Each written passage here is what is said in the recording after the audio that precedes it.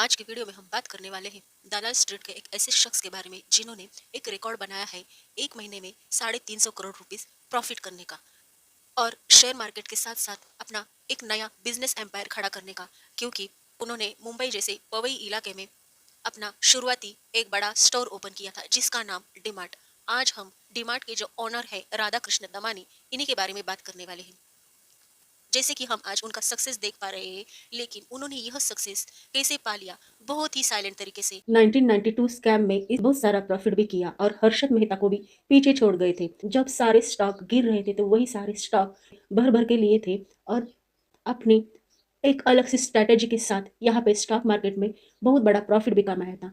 और उनका यह प्रॉफिट बता के चले तो एक महीने के अंदर 350 करोड़ रुपीस का प्रॉफिट इन्होंने बुक किया था और यह एक रिकॉर्ड भी बन गया है जो आज तक कायम है।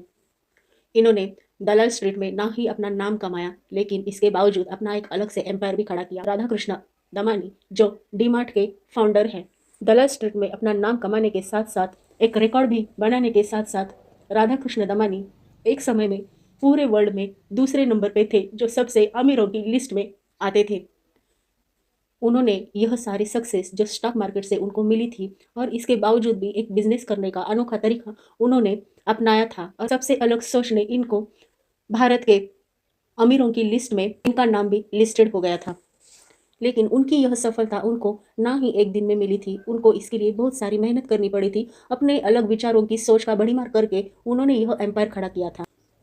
राधा कृष्ण दमानी यह एक मारवाड़ी फैमिली से बिलोंग करते हैं और उनके पिताजी का खुद का एक ब्रोकर फर्म था और उनके पिताजी वहाँ पे काम करते थे। राधा कृष्ण दमानी को तो अपना खुद का एम्पायर खड़ा करना था और वो इसी सोच में लगे हुए थे। लेकिन बता के चले तो राधा कृष्ण दमानी का कॉलेज मुंबई से ही हो गया है, लेकिन उनको स्टडी करने में कोई भी दिलचस्पी नहीं थी। उनका तो बस एक ही मकसद था कि उनको तो एक बहुत बड़ा बिजनेस करना था और इसी के चलते उनके दिल में बहुत सारी अलग अलग सोच रहती थी। लेकिन बताते चले तो जब उनके पिताजी की डेथ हो गई थी तो घर की जिम्मेदारी पूरे राधा कृष्ण दमानी पर आई थी और उस टाइम उनकी कंडीशन, उनका स्ट्रगल शुरू था बिजनेस के लिए। वो मुंबई में एक अपार्टमेंट में सिर्फ एक कमरे वाले रूम में रहते थे, लेकिन इसी के साथ साथ उनके आंखों में बहुत बड़े सपने थे खुद का एम्पायर खड़ा करने के लिए। लेकिन उनके पिताजी की डेथ होने के बाद उन्होंने खुद का अपना एक बड़ा बिजनेस शुरू किया था, लेकिन यह बिजनेस में उतना कुछ प्रॉफिट नहीं बनता था और इसी दौरान उनके पिताजी की भी मौत हो गई थी और इसके कारण अपने पिताजी का कारोबार वो संभालने लगे थे। वो अपने पिताजी के ऑफिस पे जाया करते थे और वहाँ पे स्टॉक मार्केट के बारे में उन्होंने जानकारी लेना शुरू किया था। और स्टॉक मार्केट में यानी दलाल स्ट्रीट में एक चीज़ उन्होंने नोटिस की कि यहाँ पे अगर ज़्यादा क्वांटिटी अगर लेते हैं, ज़्यादा कैपिटल हेवी क्वांटिटी अगर बनाते हैं तो प्रॉफिट भी हेवी बनने के बहुत चांसेस रहते हैं। और यह बात उन्होंने जान ली थी और यह भी बात नोटिस की थी कि ब्रोकरेज फर्म पैसा तो कमाते हैं, लेकिन उनका एक लिमिट होता है पैसा कमाने के लिए। लेकिन वहाँ पे ट्रेडिंग वो खुद अगर शुरू कर देते हैं तो उनको अनलिमिटेड प्रॉफिट बन सकता है और यह प्रॉफिट बहुत ही ज़्यादा भी हो सकता है। तो इन्होंने ट्रेडिंग करना शुरू किया था और यहाँ पे पहले उनका तो प्रॉफिट ही बन गया था, लेकिन उनको ट्रेडिंग करने में बहुत ज़्यादा दिलचस्पी भी होने लगी थी और इन्होंने अपना बिजनेस भी बाकी का बंद करके ट्रेडिंग की दुनिया में ही अपना नाम कमाने का फैसला लिया था। और वो यह फैसले में कामयाब भी हो गए थे क्योंकि 1992 के स्कैम में उनको बहुत बड़ा प्रॉफिट हो गया था। हर्षद मेहता वाले जो स्टॉक थे जो ज़्यादा करके गिर रहे थे, तो वो जो है गोल्डन चांस समझ उन्होंने पैसा लगाया था जब स्टॉक के दाम गिर रहे थे। जब सारे लोग शॉर्ट सेलिंग कर रहे थे तो राधा कृष्ण दमानी उसी टाइम बाइंग के पीछे पड़े थे क्योंकि उनकी स्ट्रैटेजी के अनुसार उनको वही ठीक लग रहा था। और यहाँ पे बता के चले तो जो सारे लोग जहाँ पे बाइंग करते थे तो राधा कृष्ण दमानी वहाँ पे शॉर्ट सेलिंग शुरू किया करते थे। तो ऐसे करके राधा कृष्ण दमानी ने स्टॉक मार्केट में बहुत बड़ा प्रॉफिट कमाया था और उनके पास बहुत सारा पैसा भी आ गया था।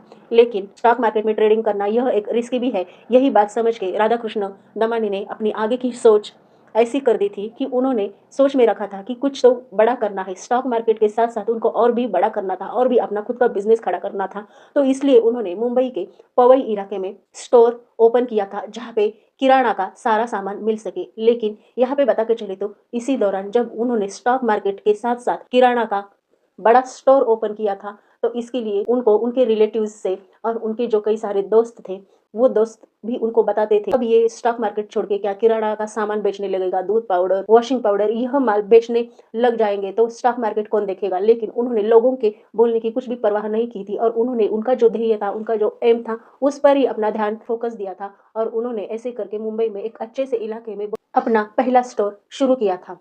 बता के चले तो यह स्टोर शुरू करने के लिए उन्होंने बहुत सारा अपना जो ट्रेडिंग का प्रॉफिट था, स्टॉक मार्केट का जो प्रॉफिट था वो इसी में लगाया था। लेकिन यहाँ पे उनका एक नज़रिया अगर देखें वो यह था कि वो अगर किसी भी एरिया में अगर बिजनेस करना चाहते हैं, खुद का बड़ा सा स्टोर शुरू करना चाहते हैं, तो उसके लिए सबसे ज़रूरी बात तो यह बनती थी कि जो जगह थी वो खुद की होनी चाहिए, क्योंकि उनको यह अंदाज़ा था कि अगर किराए से वो रेंट से अगर यहाँ पे स्टोर चलाते हैं तो आधा पैसा तो किराए में ही जाएगा, किराया देने में ही जाएगा, और खुद को क्या प्रॉफिट बचेगा, वो तो ना के बराबर ही होगा। इसलिए उन्होंने सबसे पहले यह देखा था कि कहाँ पर भी अगर बिजनेस करना है उनको तो जो है इलाके में जो जगह थी वो खुद की होनी चाहिए थी। ये उन्होंने नोटिस किया था और यह बात उन्होंने आजमाई थी और अपनाई भी थी। इससे उनका यह फायदा होता था कि जो महीना के महीने की जो रेंट का प्रॉब्लम था वो तो दूर होने के बावजूद भी जो प्रॉफिट था वो उनका खुद का हो सकता था। तो यह बात उन्होंने जान ली थी और उन्होंने जहाँ पर भी स्टोर शुरू करने का सोचा था तो वहाँ पे उन्होंने पहले जगह ली थी और जगह लेने के बाद उन्होंने अपना स्टोर वहाँ पे बनवाते थे, और ऐसा करके उन्होंने बहुत सारे स्टोर्स भी किए थे। और बता के चले तो दमानी जी के बारे में कि उन्होंने हर्षद मेहता स्कैम में बहुत सारा प्रॉफिट भी किया था, लेकिन जब प्रॉफिट हो जाता है तो एक दिल को तसल्ली भी रहती है और लोगों को बताने का जुनून भी रहता है कि उन्होंने इतना सारा प्रॉफिट कमाया है। लेकिन राधा कृष्ण दमानी ने ऐसा कुछ भी नहीं किया था। वो लोगों के सामने बहुत ही नॉर्मल बिहेवियर से आते थे। उनका रहन सहन भी बहुत ही सीधा साधा सिंपल था और इसी लुक में वो हमेशा रहते थे। उन्होंने अपने लिविंग लाइफस्टाइल को लेकर दुनिया को नहीं बताया था कि उन्होंने तो आज इतना प्रॉफिट किया है या फिर उनके पास इतना सारा पैसा है। इसके बावजूद भी उनके पास बहुत सारा पैसा था, लेकिन वो दुनिया को बिल्कुल भी नहीं दिखाते थे कि उनके पास बहुत सारा पैसा है। और यह स्ट्रैटेजी के चलते और यह जो सोचने का उनका अंदाज था, इसी के कारण किसी को भी पता नहीं था कि राधा कृष्ण दमानी यह एक बड़ा एम्पायर खड़ा करने वाले। आहिस्ता आहिस्ता ही सही, लेकिन उन्होंने बहुत बड़ा डीमार्ट जैसा एम्पायर खड़ा किया था। और यहाँ पे अगर हम देखते हैं तो डीमार्ट के 200 से भी अधिक ब्रांच पूरे भारत में फैल गई है। और यहाँ पे बता के चले तो उनके स्ट्रैटेजी के अनुसार उन्होंने अलग अलग शहरों में जो जगह थी वो उन्होंने वहाँ पे अपना स्टोर बनाने का सोचा था।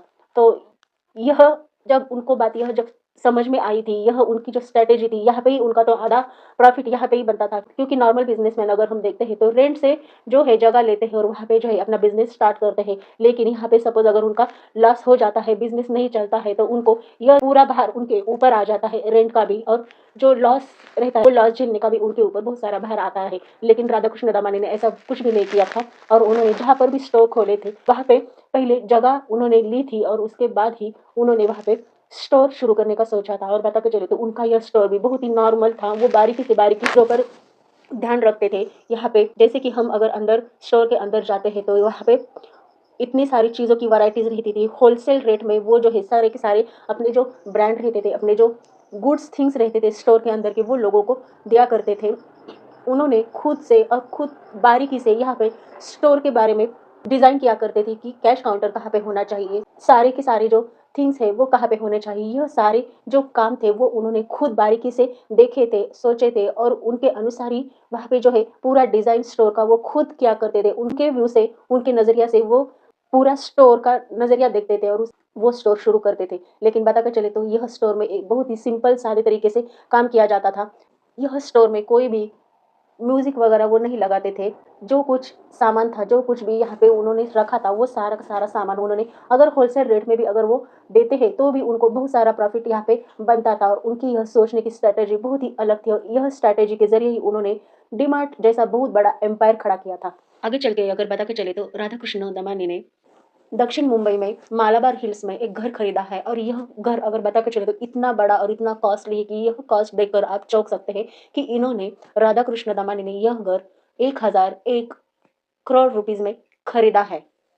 यानी कि यह घर की कीमत ही अगर बता के चले तो 1001 करोड़ रुपीस है।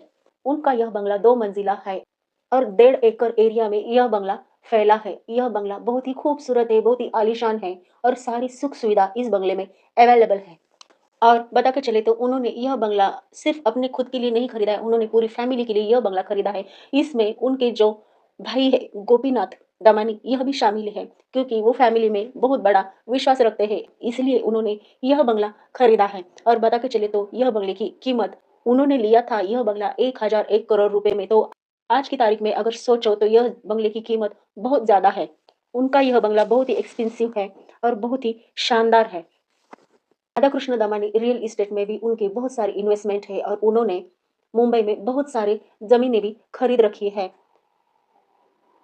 उसमें से एक बता के चले तो ठाणे में मोडलिस इंडिया से 8 एकड़ की उन्होंने ज़मीन खरीदी है। और बता के चले तो यह ज़मीन खरीदने के लिए उन्होंने 250 करोड़ रुपीज़ दिए थे। इसके साथ-साथ उनके चेंबूर में भी बहुत सारी प्रॉपर्टीज़ हैं। राधाकृष्ण दमानी को भारत का दूसरा वॉरेन बफेट भी कहते हैं क्योंकि उनका बिज़नेस करने का एक अलग ही अंदाज़ था और स्टॉक मार्केट में भी उन्होंने अपने इसी अंदाज़ के साथ बहुत सारा प्रॉफ़िट भी किया है। और बता के चले तो उनके बहुत सारे शॉपिंग मॉल है डीमार्ट जैसे, तो उन्होंने कैसे बिल्डअप किया यह भी उन्होंने राज़ बताया है कि उन्होंने जब पहले डीमार्ट शुरू किया था तब डीमार्ट का जो टोटल प्रॉफ़िट था वही प्रॉफ़िट से उन्होंने दूसरा स्टोर भी शुरू किया था और ऐसे करके उन्होंने प्रॉफ़िट पे ही अपने नए सारे बहुत अलग-अलग बिज़नेस भी शुरू किए थे। और यह सारे बिज़नेस केवल और केवल प्रॉफ़िट पर ही वो किया करते थे, प्रॉफ़िट पे ही वो बिल्डअप किया करते थे। तो इसलिए उनको बहुत सारे प्रॉफ़िट और ज़्यादा होने लगते थे और यही स्ट्रैटेजी ने उनको बहुत बड़ा बिज़नेसमैन बनाया है, जो वॉरेन बफेट यानी कि भारत के दूसरे वॉरेन बफेट भी कहलाते हैं। राधाकृष्ण दमानी के नेटवर्क के बारे में अगर बता के चले तो 2021 में उनका जो नेटवर्क था वो 29.4 बिलियन था। आज की तारीख में यह कई गुना ज़्यादा भी हो गया है। राधाकृष्ण दमानी का नाम दुनिया के सबसे अमीर लोगों में भी आता है और राधाकृष्ण दमानी ने यह जो एम्पायर है उन्होंने अपने हौसलों से खड़ा किया है, अपने बलबूते पर खड़ा किया और अपनी एक बिज़नेस करने की अलग स्ट्रैटेजी के साथ उन्होंने इतना सारा पैसा बनाया है। तो देखो फ्रेंड, ऐसी न्यू इन्फॉर्मेशन के लिए आपको मेरे चैनल को सब्सक्राइब करना है, लाइक करना है, शेयर करना है। तो मिलते हैं अगले नेक्स्ट वीडियो में।